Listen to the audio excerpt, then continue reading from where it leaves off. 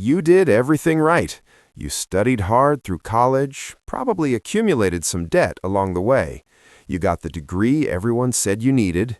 You landed a good-paying job, the kind your parents are proud to tell their friends about.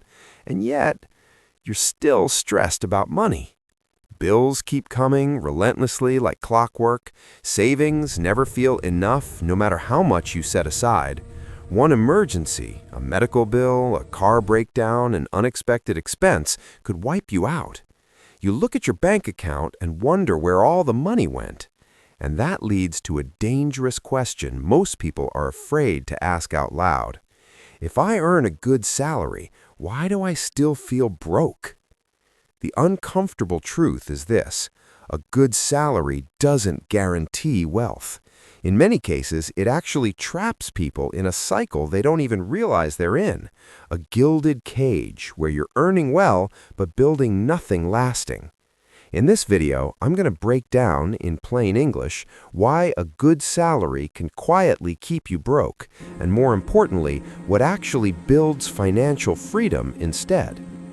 We'll look at the hidden salary trap that catches even high earners, the critical difference between income and wealth, why expenses rise faster than pay and how to break that pattern, the psychology behind lifestyle inflation, and the exact mindset shift that separates earners from owners. No hype, no motivation talk, no get-rich-quick schemes, just clarity backed by financial principles that have stood the test of time. By the end, you'll understand why some people earning $60,000 build more wealth than people earning $150,000, and how to make sure you're on the right side of that equation. Defining the core problem, income versus wealth, foundation step. Let's start with the most important distinction most people never learn in school and that the financial industry doesn't want you to understand clearly. Income is what you earn. Wealth is what you keep and what grows without you working. Read that again, because everything else builds on this foundation. A salary is active income. You exchange your time, your energy, your expertise for money. If you stop working, the money stops flowing. Get sick, income stops. Get fired, income stops. Want to take 3 months off? You probably can't afford it. Wealth, on the other hand, is built on assets that appreciate over time, ownership stakes in profitable ventures, systems that generate money without trading your hours for dollars, investments that compound while you sleep. Think about it this way. Income is the water flowing from a tap. Wealth is the reservoir you've built that holds water even when the tap is turned off. And this is where the problem begins for most well-paid professionals. They focus entirely on increasing the flow from the tap, chasing raises, promotions, bonuses, and job changes, while never building the reservoir.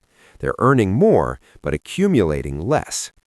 Step 1. The salary illusion. A good salary creates a dangerous form of false security. Because when your paycheck looks healthy, you feel safe from financial hardship, you feel successful compared to your peers, you feel like you've made it in the traditional sense, and you stop worrying about money, at least consciously. So you relax, you ease up on financial vigilance. But here's the catch that nobody warns you about. Salaries rise slowly and predictably. Expenses rise aggressively and unexpectedly. The average salary increase in most developed countries hovers around 3 to 5% annually, and that's if you're performing well and staying with companies that value you. Meanwhile, inflation officially runs around 2 to 4%, but real-world inflation, the inflation you actually experience in housing, healthcare, education, and food, often runs much higher. In many cities, rent increases alone can outpace salary growth by double. Step 2. Lifestyle inflation, the silent wealth killer. Here's a scenario that plays out millions of times every year. Someone gets a raise. Let's say they go from $60,000 to $75,000 annually, a solid 25% increase that feels like a major win. At first, they're thrilled. They feel like they can finally breathe. But then, almost imperceptibly, adjustments begin. That cramped apartment? Time for something better. You can afford an extra $400 a month now. That older car that keeps having issues? Maybe it's time for something more reliable with a car payment. Those budget grocery stores? You start shopping at nicer places because you deserve it. Eating out becomes more frequent. You're working hard, you're earning well, why not? That streaming service you considered too expensive? Add it. The gym membership at the premium place? Sure. The vacation you've been putting off? Booked. Nothing extreme, nothing irresponsible, nothing you couldn't technically afford. But over the course of just 1 year, your lifestyle quietly expands to consume your entire salary increase and sometimes more. So even though you earn $15,000 more per year, you save the same amount as before, or less. You invest little or nothing additional. You're still living paycheck to paycheck, just at a higher income level. You're still one unexpected problem away from financial stress. This phenomenon has a name: lifestyle inflation, also called lifestyle creep. And it's why two people earning the exact same salary can have completely different financial futures. One person maintains their lifestyle and directs increases towards assets. The other upgrades their lifestyle with each raise and stays on the same treadmill, just running faster. The cruel irony? The person making $150,000 who spends $148,000 is in a more precarious position than someone making $60,000 who spends $50,000. The former has more income but less margin, less breathing room, less resilience. Lifestyle inflation is particularly dangerous because it doesn't feel like a mistake. Each individual decision seems reasonable, even responsible. You're not buying luxury goods or being reckless, you're just living a normal middle-class or upper-middle-class life. But that's exactly the trap. The normal lifestyle for your income bracket is specifically designed to consume all of it. Step 3. The tax and time trap. High salaries come with two hidden costs that most people discover too late. Cost 1. The tax burden. Here's something nobody mentions in career counseling. The more you earn from a job, the more you're taxed, often at rates that would shock people who don't look at their pay stubs carefully. In most progressive tax systems, as your salary increases, you move into higher tax brackets. In the United States, for example, you might keep 70 to 75 cents on every additional dollar you earn if you're in higher brackets, and that's before state and local taxes, Social Security, Medicare, and other deductions. So when you get that raise from $100,000 to $120,000, you think you're getting $20,000 more, but you actually take home perhaps $13,000 to $14,000 after taxes. And if lifestyle inflation kicks in, even that disappears.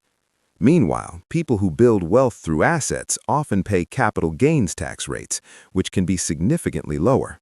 Someone making $100,000 from investments might pay a lower effective tax rate than someone making $100,000 from a salary. The system is structured to favor ownership over labor. Salaries are taxed heavily and immediately. Wealth is taxed more favorably and later. Cost 2. The time dependency. This is the cost nobody calculates until it's too late. A salary ties your income directly to your health. Get sick, income drops or stops. Your energy, burn out, and your performance and income suffer. Your time, every dollar requires your hours. Your job security, lose the position, everything stops. This creates a form of golden handcuffs. The higher your salary, the more dependent you become on that specific job, that specific company, that specific career path. Your lifestyle adjusts upward to match your income, making it harder to take risks, start businesses, or make career changes. You're paid for presence and performance, not for ownership. Miss work, no pay, or depleted PTO. Burnout, income drops or career stalls. Lose the job, everything stops immediately. Want to take a year off? Probably impossible. That's not freedom. That's dependency with better furniture. The wealthiest people understand this instinctively. They might work hard, but their income isn't directly tied to their hours. They've built or bought systems, assets, and ownership stakes that generate returns whether they're working or not. Step 4. Why saving alone doesn't save you. When people with good salaries realize they're not building wealth, the most common response is, "I'll just save more." They cut back on lattes, cancel subscriptions, create detailed budgets, and funnel more money into savings accounts. This is admirable. It shows discipline and awareness. But here's the hard truth. Savings accounts don't beat inflation long term. Let's do the math. If inflation averages 3 to 4% annually, and real-world inflation often runs higher, and your high-yield savings account pays 4 to 5% interest, you're barely staying even, and that's before taxes on the interest. In practical terms, this means the $50,000 you have saved today won't buy $50,000 worth of goods in 10 years. Your purchasing power erodes slowly but steadily. You're running just to stay in place. So even disciplined savers who avoid lifestyle inflation can fall behind, quietly, year after year, without realizing it until retirement looms and the numbers don't add up. Saving is crucial. It provides emergency funds, stability, and options. But saving is defensive, not offensive. It protects what you have. It doesn't build wealth. To actually build wealth, your money needs to grow faster than inflation, significantly faster. And that requires moving from saving to investing, from holding cash to acquiring assets. Step 5. What actually changes the game? Assets. Here's the turning point most people miss entirely. People who escape the salary trap don't rely on income alone. They systematically convert income into assets. Assets are things that appreciate in value over time, generate passive income, compound without requiring your active labor, and can be sold for more than you paid. Examples include index funds and ETFs, own tiny pieces of thousands of companies, real estate, property that generates rental income or appreciates, businesses, even small ones you start on the side, dividend-paying stocks, companies that share profits with shareholders, intellectual property, books, courses, patents that generate royalties, skills tied to ownership, learning to build things you can sell repeatedly. The shift happens when you stop asking, "How can I earn more?" and start asking, "How can my money start working for me?" That single question changes everything, because here's what happens. You take $500 a month that would have gone to lifestyle upgrades. You invest it consistently in a diversified index fund. Over 30 years, at average market returns, that becomes over $500,000. That's wealth you built without working extra hours. Meanwhile, someone else gets the same raises, spends them all, and ends up with a nicer car that depreciates and furniture that's worth nothing at retirement. Step 6. The mindset shift. Earner versus owner. Here's the brutal truth nobody wants to say out loud. A good salary makes you comfortable being an earner. It gives you just enough to live well, but not enough to stop working. It makes you feel successful while keeping you dependent. It's the most effective trap ever designed because it doesn't feel like a trap. It feels like achievement. Wealth is built by becoming an owner. Let me break down the fundamental difference.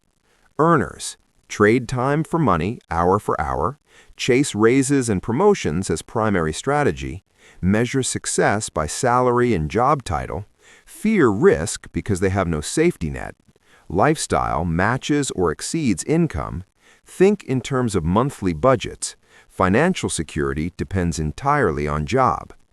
Owners build systems that generate money without their direct labor, accumulate appreciating assets consistently, measure success by net worth and passive income, can take calculated risks because they have options, Keep lifestyle well below what they can afford.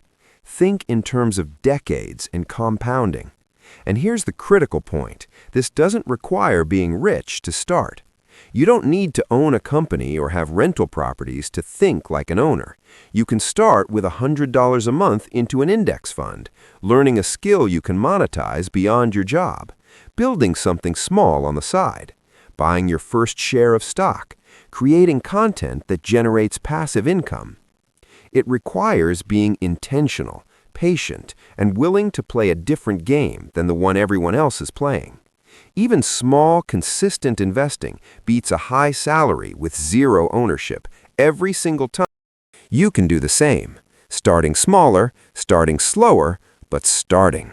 If this video helped you see money differently, make sure you subscribe, because on this channel, we don't just talk about earning money, we talk about keeping it, growing it, and escaping dependence on it. We cut through the noise, the hype, and the complexity to give you clear, actionable financial clarity. See you in the next one.